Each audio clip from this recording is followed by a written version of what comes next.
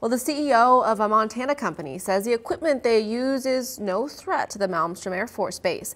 This on the heels of a CNN report about the potential threat of Chinese-produced equipment used in rural Montana cell towers. MTN's Margaret DeMarco is following the story and has the latest. The Havre, Montana-based Triangle Communications has used equipment from a Chinese company, Huawei, since 2012.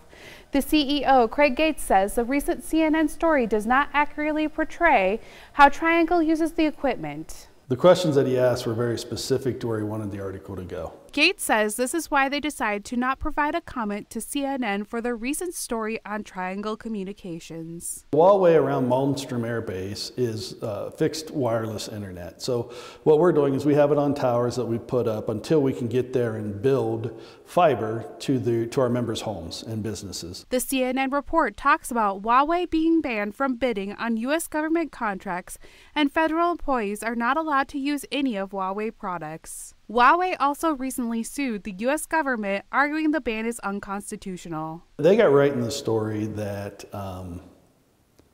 the Department of Defense has said that they see an issue with Huawei equipment. The CNN report brought up the possibility of Huawei equipment tracking airmen as they come and go from the missile field. It's not a mobile play. Nobody's phone's being tracked on it. So we have no idea what airmen are or are not doing around Malmstrom Air Force Base. Gates says that Huawei equipment being used connects to antennas that can only be programmed to 700 megahertz. The government doesn't even use 700 megahertz equipment.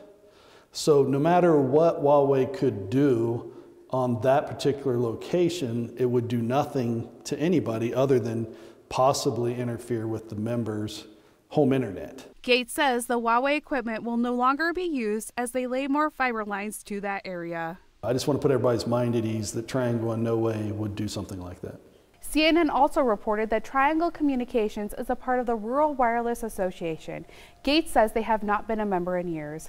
Gates also says Triangle Communications is not one of the companies that receives universal services funding for their cellular operation, like CNN suggests. In Great Falls, Margaret DeMarco, MTN News.